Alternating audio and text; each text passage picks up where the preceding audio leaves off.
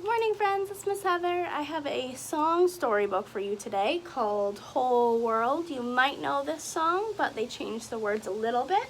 The author, illustrators are Christopher Corr and Fred Penner. And this book is about taking care of the earth, our world, all together with everybody, and taking care of each other as well. The words might be a little bit different. I also just love these little illustrations about our earth. Whole world.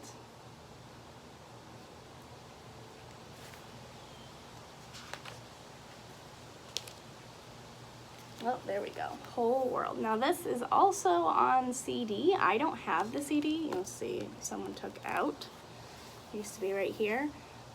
But you may be able to find it on YouTube, and I'll look for you, okay? It is illustrated, it says, by Christopher Corr, and it is sung by Fred Penner.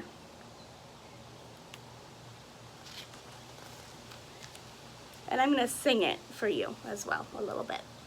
Sing and read. We've got the whole world in our hands. We've got the whole world in our hands. We've got the whole world in our hands. We've got the whole world in our hands. She's got the sun and the moon in her hands. She's got the sun and the moon in her hands. She's got the sun and the moon in her hands. She's got the whole world in her hands. Does the moon really have a face? What is this? It's just an illustration. That's not really what the moon looks like. Just like, that's not really like the sun. You wouldn't grab onto the rays of sunshine. You couldn't if you tried. This one has mountains and valleys. He's got the mountains and the valleys in his hands. He's got the mountains and the valleys in his hands. He's got the mountains and the valleys in his hands. He's got the whole world in his hands. This is talking about the plains and deserts. The deserts are very dry. Plains are usually like grassy,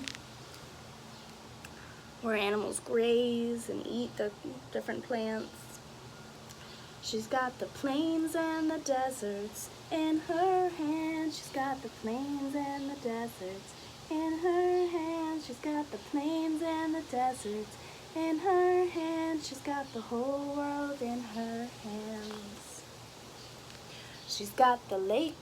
He's got the lakes and the rivers in his hands. He's got the lakes and the rivers in his hands. He's got the lakes and the rivers in his hands. He's got the whole world in his hands. Now, when I was pointing, I should have started from the mountains, because rivers originate, they start high up in the mountains or other higher elevation areas, and they come down. You'll notice you'll never see water flowing up. If you don't believe me, go find a river. The water always goes down, and then it ends up in large places like lakes or sometimes ponds. It depends on how much water is in the mountains. Just like when you'll notice all the snow starts to melt, and that sometimes is the start of a river. She's got the trees and the flowers in her hands. She's got the trees and the flowers in her hands. She's got the trees and the flowers in her hands. She's got the whole world in her hands. He's got the birds of the air in his hands. He's got the birds of the air in his hands. He's got the birds of the air in his hands. He's got the whole world in his hands. She's got the fish of the sea in her hands. She's got the fish of the sea in her hands. She's got the fish of the sea in her hands. She's got the whole world in her hands. He's got the towns and the cities in his hands. He's got the towns and the cities in his hands. He's got the towns and the cities in his hands. He's got the whole world in his hands. I wonder if you can find a city or a town that one of these looks like that you know.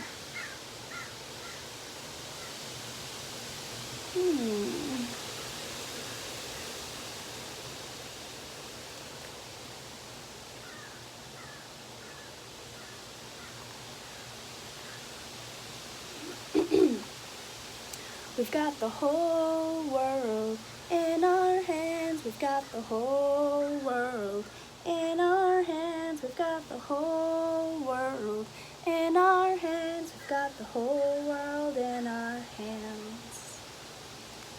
Look, this picture is silly. It shows they're literally holding the world. You can't do that. Do you know what that means? What does it mean to have the world in your hands? What that means to me is that we all have a responsibility to take care of our earth, and we can do anything we want to if we really work hard and we work together and we fix problems. That's what we're here to do. Now, at the end of this book is kind of neat. I won't read this all to you now, but it's got a did you know page. And maybe I'll take pictures of these so you can see them too. But it's got information about the history and science of the sun, the moon, the mountains and valleys, the plains and the deserts, the lakes and the rivers, the trees and the flowers, the birds and the fish, and towns and cities. And at the end of the story, there's a little list of ways that you can help protect the earth from pollution, from getting too hot, from global warming. It says don't fly in the airplane or drive if you don't have to. If you can, take the bus or train. It's better to take vehicles together so that there's less cars and stuff on the road. If you can walk or run, use a bicycle or a tricycle. You can use renewable energy. Where my parents live, they use a lot of wind power. So if you've ever seen a windmill, they're kind of neat. There's wind power, there's solar power, if you've ever seen a solar panel. Everybody can recycle. So rinse out and clean out all of your containers that are plastic. They'll usually have the little symbol on them. It's a triangle with a number inside of it. Try to use less hot water. It takes a lot of energy to heat up water. So instead of using a long hot shower or a bath, try to turn the temperature down a little bit or have a shorter shower or bath. Turn off and unplug things you're not using, like a TV, a stereo, computer when you're not using them. Hang your clothes to dry outside if you can, instead of using the dryer. That takes a lot of energy. Use recycled paper and products, like containers, reuse boxes. That saves the trees from being cut down because paper is made from trees. You can eat less meat. There's forests full of trees that reduce carbon dioxide in the air. We need oxygen to breathe. We breathe out carbon dioxide. We need more oxygen that the trees and plants give us. And when there's a lot of farming, sometimes that means they cut down a lot of trees to make room for the animals. You can buy local and organic food. That means if you get all your food from nearby instead of from far away, that means they don't have to bring it in big trucks. That means less fuel. You can replace old light bulbs with compact fluorescent bulbs. They use less energy. Or you can use other types of bulbs and appliances that use less energy. Appliances are like your dishwasher, even like your washing machine, your dryer if you have one in your home, or if you go to a laundromat, you can look for ones that use less energy or are labeled high efficiency. That means they work better with less energy. And you can support your local forests. Let the trees grow until they're fully mature, fully grown, and then the tree can absorb a lot of the air we breathe out, which is carbon dioxide, which if there's too much carbon dioxide, it has some effects on the earth. It makes the earth get too warm, essentially. And lastly, we have the song. I know you love to hum along with Miss Patricia. Would you like to hum along with me too? The original version of this song was written by an African-American pianist and composer named Margaret Bonds. Would you like to hum along with me? Ready?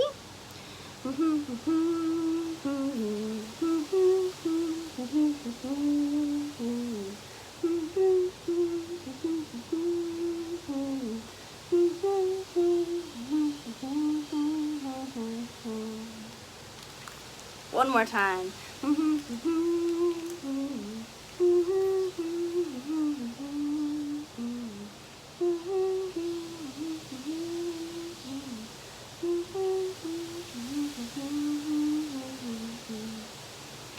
Thank you so much for reading and singing with me. I love you. Let me know how you're saving the earth. Bye.